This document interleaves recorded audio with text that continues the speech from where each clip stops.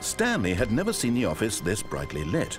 Was it a sign of something? He hoped it was. He hoped very much that it was.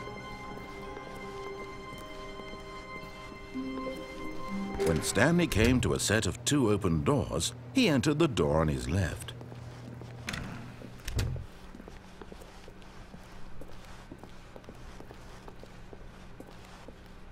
Yet there was not a single person here either. Feeling a wave of disbelief, Stanley decided to go up to his boss's office, hoping he might find an answer there. Coming to a staircase, Stanley walked upstairs to his boss's office.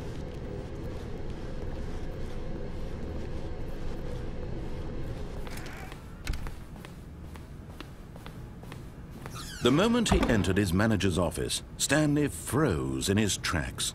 Not a living soul anywhere. Could he really be all alone? This was too much for Stanley to take, too much for any man to take. He fell to his knees, bursting into half moans, half sobs, the guttural retching of life from a man denied any hope, any reason to keep going. Here on the floor he lay prone, paralyzed by fear for nearly a full hour. But when at last he began to move about and survey the situation, he found a keypad behind the boss's desk. What could it mean? Was it a sign of hope for Stanley's future? Alas, it was not. For although this keypad guarded the terrible secret of Stanley's past, it had been assigned a 4-digit code so devious and so random that no man could ever hope to guess it. 2845. Statistically, nearly impossible to guess blindly, ever. Yet incredibly, by simply pushing random buttons on the keypad, Stanley happened to input the correct code by sheer luck. Amazing. He stepped into the newly opened passageway.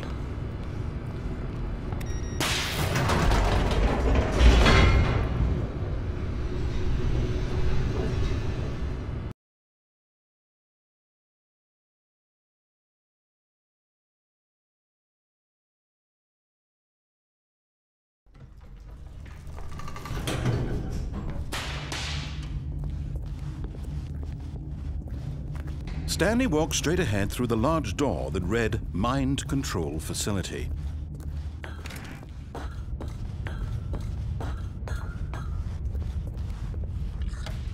The lights rose on an enormous room packed with television screens. What horrible secret did this place hold? Stanley thought to himself. Did he have the strength to find out?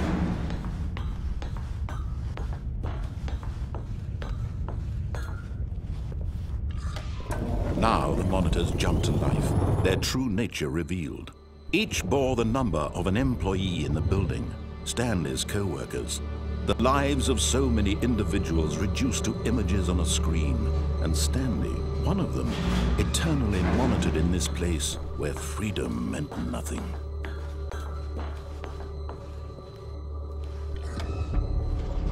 This mind control facility, it was too horrible to believe. It couldn't be true.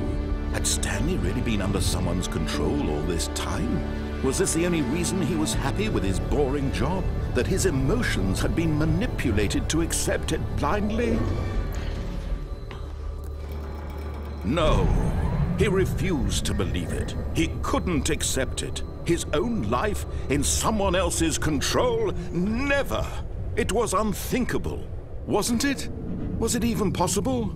Had he truly spent his entire life utterly blind to the world? But here was the proof, the heart of the operation. Controls labeled with emotions, happy or sad or content, walking, eating, working, all of it monitored and commanded from this very place. And as the cold reality of his past began to sink in, Stanley decided that this machinery would never again exert its terrible power over another human life. For he would dismantle the controls once and for all. Oh, Stanley, you didn't just activate the controls, did you? After they kept you enslaved all these years, you go and you try to take control of the machine for yourself. Is that what you wanted? Control? Oh, Stanley, I applaud your effort, I really do. But you need to understand, there's only so much that machine can do. You were supposed to let it go, turn the controls off, and leave. If you want to throw my story off track, you're going to have to do much better than that. I'm afraid you don't have nearly the power you think you do. For example, and I believe you'll find this pertinent, Stanley suddenly realized he had just initiated the network's emergency detonation system. In the event that this machine is activated without proper DNA identification, nuclear detonators are set to explode, eliminating the entire complex. How long until detonation then? Let's say 2 minutes. Now this is making things a little more fun, isn't it, Stanley? It's your time to shine. You are the star. It's your story now. Shape it to your heart's desires. Oh, this is much better than what I had in mind. What a shame we have so little time left to enjoy it. Mere moments until the bomb goes off. But what precious moments each one of them is. More time to talk about you, about me, where we're going, what all this means. I barely know where to start. What's that? You'd like to know where your co-workers are? A moment of solace before you're obliterated? All right, I'm in a good mood. You're gonna die anyway. I'll tell you exactly what happened to them.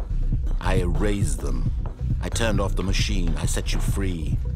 Of course, that was merely in this instance of the story. Sometimes when I tell it, I simply let you sit there in your office forever, pushing buttons endlessly and then dying alone.